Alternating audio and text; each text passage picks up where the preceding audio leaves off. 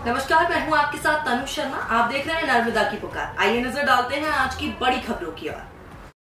Police अधीक्षक जिला सिंगरौली मोहम्मद यूसुफ कुरैशी के द्वारा जिले में प्रतियोगी परीक्षा की तैयारी के लिए शिखर योजना के अंतर्गत लर्निंग सेंटर का शुभारंभ दिनांक 10 जुलाई 2023 को किया गया था।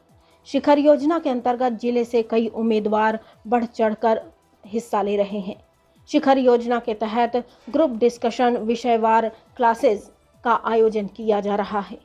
शिखर योजना के तहत दिनांक 12 जुलाई 2023 से उज्जवल तिवारी के द्वारा भूगोल, आशीष वर्मा के द्वारा मध्य प्रदेश सामान्य अध्ययन, राजीव तिवारी के द्वारा हिंदी साहित्य, सतीश गुप्ता के द्वारा करंट अफेयर, भानु प्रताप सिंह के द्वारा भारतीय इतिहास एवं रोहित सिंह के द्वारा तर्क शक्ति एवं गणित का अध्यापन कराया जा रहा है।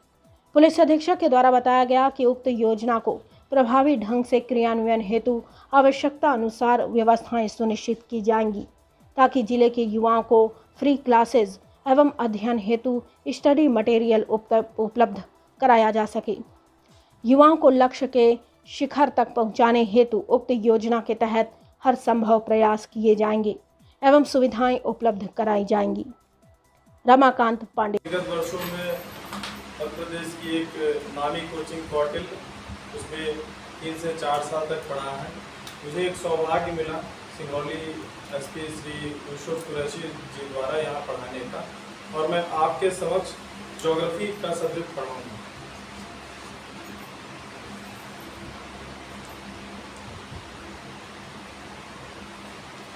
ज्योग्राफी पहले कोई सब्जेक्ट नहीं हुआ करता था, पहले वो अप्लाइड फिजिक्स का ही एक पार्ट था।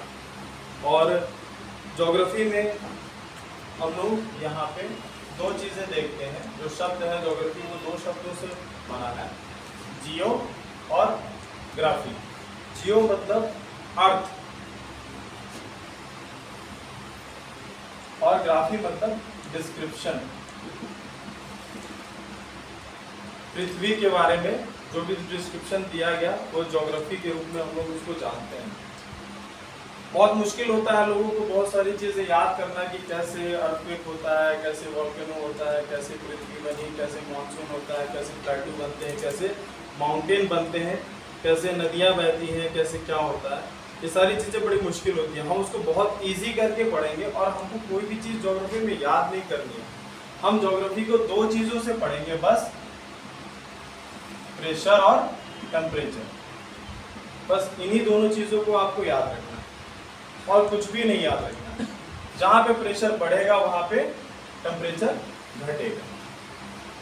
ठीक, जैसे हम पृथ्वी की संरचना के बारे में पढ़ते हैं, पृथ्वी कैसे बनी, तो हमेशा हमने एक छोटा सा एग्जांपल लेते हैं। हम लोग घरों में जो एलपीजी गैस होता है, तो एलपीजी गैस का जब हम नॉब खोलते हैं तो गैस के फॉर्म में निकलता है, पहले वो लिक्विड के फॉर्म में रहता है। क्यों? क्योंकि जो सिलेंडर होता है उसमें प्रेशर जब ज़्यादा होता है तो गैस कन्वर्ट हो जाता है लिक्विड में, और लिक्विड के ऊपर और अधिक प्रेशर आप लगाएंगे तो वो सॉलिड में कन्वर्ट हो जाता है। इसी तरीके से हमारी जो पृथ्वी थी पहले वो गैस के फॉर्म में।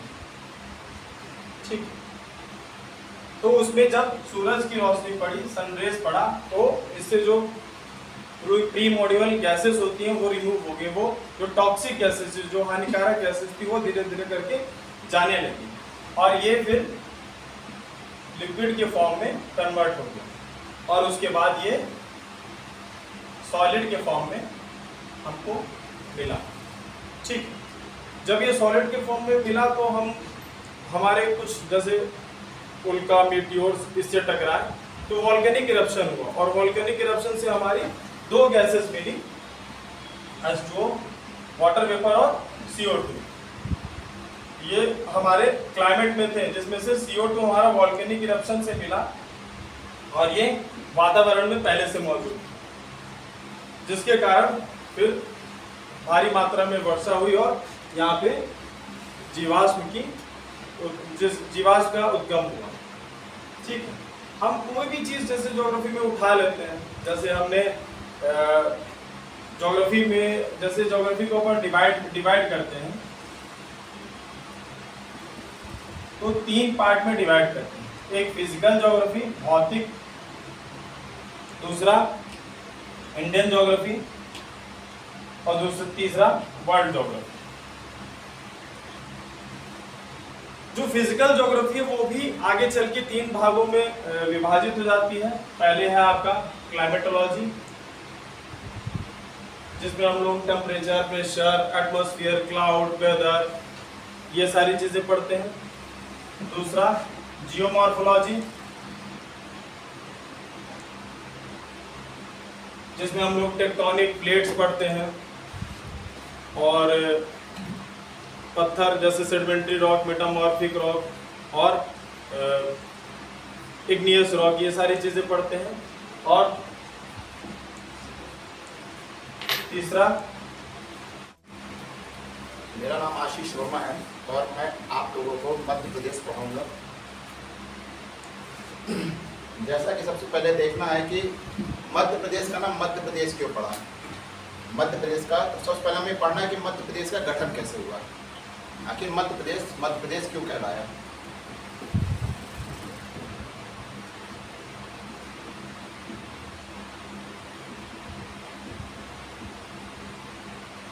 तो मध्य प्रदेश के गठन को हम 3 भागों में बांट के पढ़ेंगे।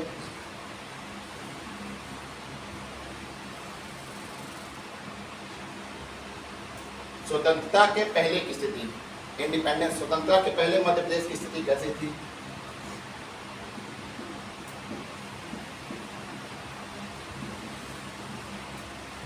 दूसरा है 1956 की स्थिति, जब मध्य प्रदेश का गठन हुआ।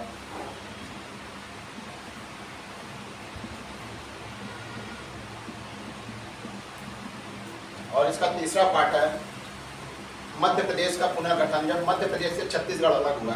तो मध्य प्रदेश को हम 3 पार्ट में बताएंगे, स्वतंत्रता पूर्व की स्थिति, 1956 की स्थिति और सन 2000 की स्थिति।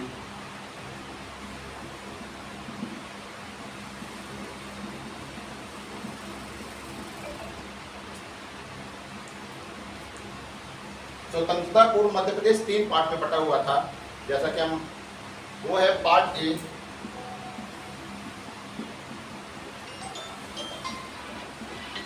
पार्ट बी और पार्ट सी।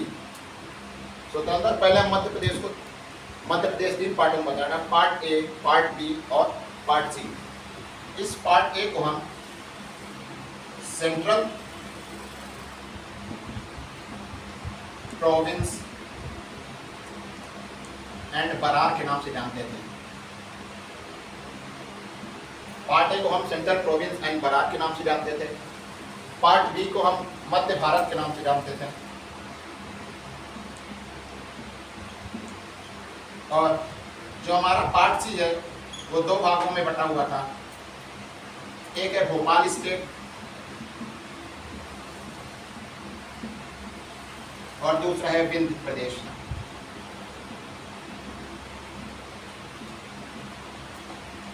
इन्हीं तीनों से मिलकर मध्य प्रदेश का गठन हुआ, जो कि हम 1956 की स्थिति पढ़ेंगे, जिसमें कि हमारे मध्य प्रदेश का गठन 1 नवंबर 1956 को हुआ है। यही पार्ट ए, पार्ट बी और पार्ट सी से मिलकर 1956 की स्थिति में 1 नवंबर 1956 को मध्य प्रदेश का गठन हुआ है। अगला तीसरा है सन 2000 की स्थिति, जिसमें हुआ है, इसको हम ये भी लिख सकते हैं, इसका पुनर्गठन, मध्य प्रदेश का पुनर्गठन। इसमें मध्य प्रदेश छत्तीसगढ़ से अलग हुआ सन 2000 में। यही है सन 2000 की स्थिति। ये इसका एक बेसिक सा परिचय है मध्य प्रदेश का। मध्य प्रदेश को हम पहले इसी पार्टों में बांटते थे कि 1956 की स्थिति में क्या कहलाया और सन 2000 की स्थिति में। आज जो नया मध्य प्रदेश हम देख रहे हैं वो सन 2000 की स्थिति है, जब 2000 में छत्तीसगढ़ से मध्य प्रदेश का विभाजन हुआ। एक ये इसका बेसिक सा परिचय है।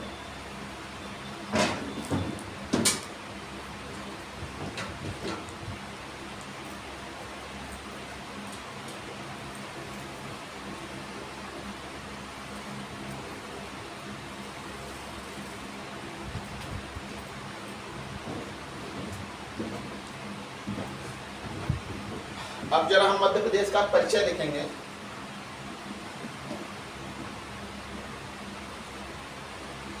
मध्य प्रदेश, जैसे कि मध्य प्रदेश को हम हृदय प्रदेश भी कहते हैं क्योंकि ये भारत का हृदय है। तो इसकी जो ये गठन हुआ था 1 नवंबर 1956 को। अब मध्य प्रदेश को मध्य प्रदेश जो नामकरण दिया था हमारे भारत के प्रथम प्रधानमंत्री पंडित जवाहरलाल नेहरू ने, जो मध्य प्रदेश का नामकरण किया था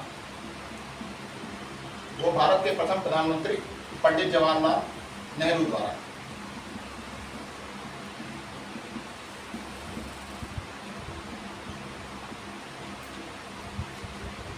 और मध्य प्रदेश का गठन और नामकरण, मध्य प्रदेश का जो एरिया है, क्षेत्रफल, वो है 3,08,252 वर्ग किलोमीटर। तो जैसा कि देख ले कि मध्य प्रदेश का गठन 1 नवंबर 1956 को हुआ, नामकरण पंडित जवाहरलाल नेहरू द्वारा किया गया एवं जो इसका क्षेत्रफल है 3,08,252 वर्ग किलोमीटर। और यहाँ की जनसंख्या है, अब जनसंख्या हम देखेंगे 2011 के जनगणना के अनुसार। अभी तक सेंसस 2011 ये पढ़ते आ रहे हैं अपनी किताबों में। इसकी जनसंख्या भी जो हम लेंगे वो 2011 की जनगणना अनुसार,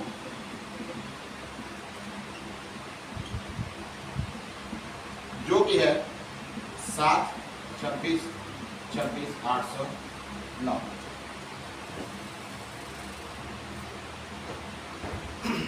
ये एक इसकी बेसिक सी जानकारी है।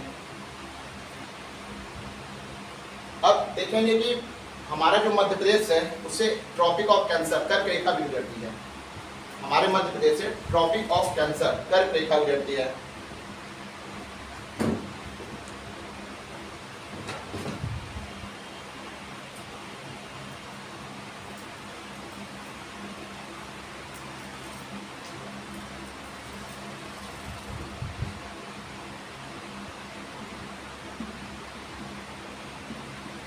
जो कर्क रेखा होती है वो हमारे मध्य प्रदेश के 14 जिलों से गुजरती है। कुल 14 जिले। वर्तमान में हमारे मध्य प्रदेश में 52 जिले हैं। अभी मुख्यमंत्री जी द्वारा घोषणा की गई थी कि 53वां जिला जो बना है वो है मऊगंज। उसकी आधिकारिक घोषणा कर दी गई है और वो 15 अगस्त को वो अस्तित्व में आ जाएगा। तो अभी हम 52 जिले चलेंगे तो कुल हमारे मध्य प्रदेश में 52 जिले हैं, पर जो कर्क रेखा गुजरती है हमारे मध्य प्रदेश के 14 जिलों से गुजरती है। तो कुल 14 जिले हैं। धन्यवाद। चलिए, मेरा नाम राजीव कुमार तिवारी है। मैं जो यहाँ एसपी साहब के द्वारा शिखर योजना का शुभारंभ परसों दिन हुआ था, उसके लिए मैं हिंदी साहित्य और निबंध पढ़ाने के लिए चुना गया हूँ। तो चलिए शुरू करते हैं। आप लोग हिंदी भाषी क्षेत्र से आते हैं। हिंदी साहित्य और हिंदी भाषा बहुत अलग है, उसे हम कभी कभी एक मान लेते हैं। आज हम पढ़ेंगे हिंदी भाषा का उद्भव और विकास। हिंदी भाषा और हिंदी साहित्य अलग अलग है, आप लोग इस पर ध्यान दीजिएगा।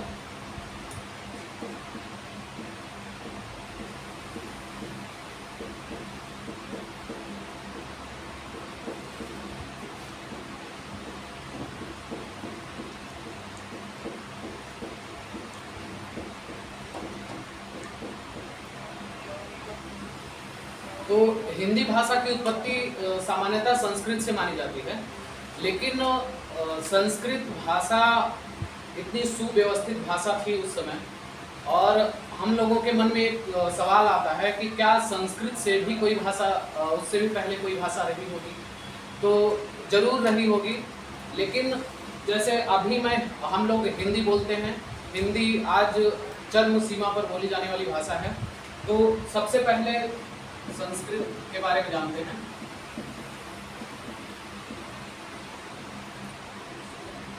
संस्कृत से पहले भी भाषाएं थी, जैसे हम लोग हड़प्पा सभ्यता देखते हैं।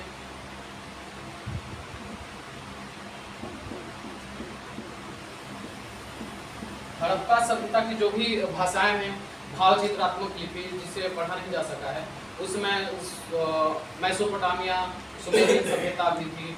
वो वो भाषाएं कुछ कुछ कहीं कहीं जैसे मेसोपोटामिया की भाषाएं पढ़ी जा सकती हैं, लेकिन भाव चित्रात्मक जो हड़प्पा सभ्यता की भाषा है वो पढ़ी नहीं जा सकती है। ठीक संस्कृत से पहले हड़प्पा सभ्यता जो कि भारत के नज़दीक है, ये हड़प्पा सभ्यता सिंधु नदी के किनारे फली फूली, इसलिए हम लोग संस्कृत के नज़दीक हड़प्पा भाषा को ही मानते हैं जो भाव चित्रात्मक लिपि से लिखी गई थी। तो संस्कृत से आगे हम लोग चलते हैं। संस्कृत का समय था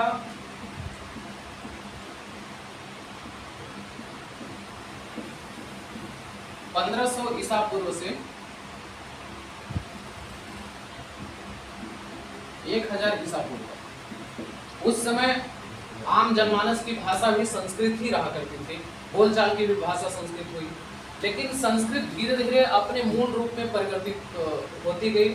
और उस समय संस्कृत जब अपने आप को बदलने लगी समय के हिसाब से, तो दो प्रकार से बदली। एक थी लौकिक संस्कृत, एक वैदिक संस्कृत,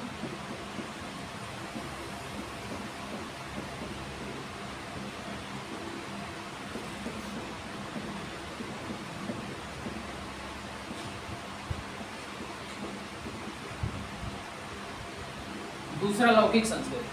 वैदिक संस्कृत जैसे नाम से स्पष्ट है, इस समय वेदों की रचना हुई।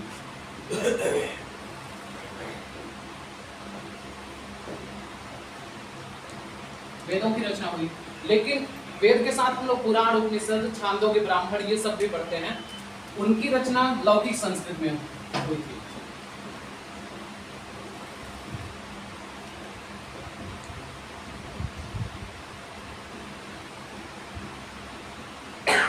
इसके साथ ही जो आज हम पढ़ते हैं रामायण महाभारत, इसकी भी रचना लौकिक संस्कृत के समय ही हुई थी।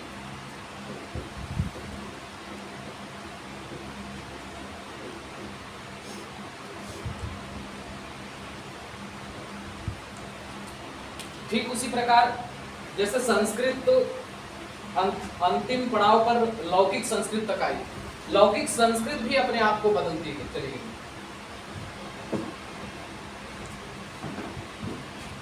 लौकिक संस्कृत के बाद हम देखते हैं संस्कृत का जब मूल रूप परिवर्तित होने लगा धीरे धीरे, तो पाली भाषा का विकास हुआ।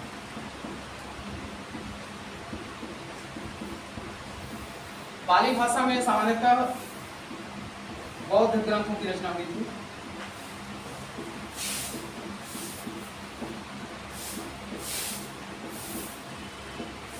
हम संस्कृत पढ़ते थे, उस समय संस्कृत आम जनमानस की मुख्य बोलचाल की भी भाषा थी। वैदिक संस्कृत, लौकिक संस्कृत ये भाषाएं हैं, लेकिन आप लोगों के मन में ये भी होगा कि उस समय भाषाएं तो होती थी, इसमें रचनाएं होती थी, लेकिन आम जनमानस की कुछ बोलियां भी रही होंगी। ये भाषाएं थी, इसमें लिखा जाता था, लेकिन जिसमें अपने भाव का अभिव्यक्ति किया जाता था वो 3 बोलियां थी।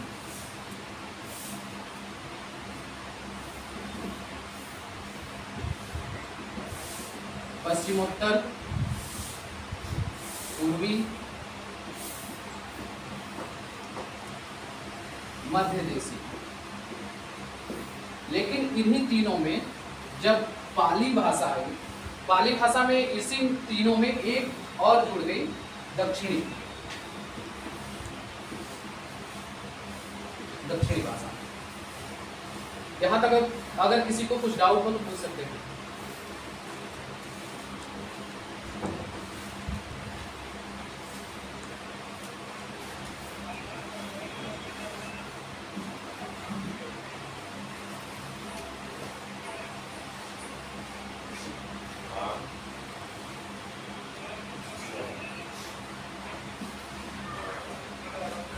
पाली भाषा के बाद प्राकृत भाषा का नंबर आता है। पाली अपने आप को स्वयं परिवर्तित करती गई। जैसा कि सब जानते हैं, प्राकृत भाषा में जैन ग्रंथों की रचना हुई।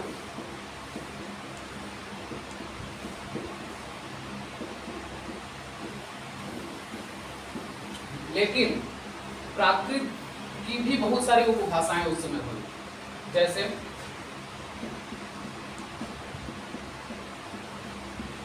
सौर सैनी,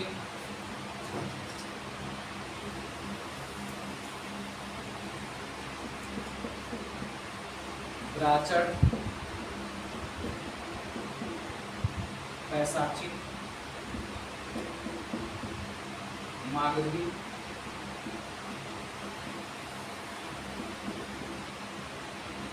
अर्धमागधी,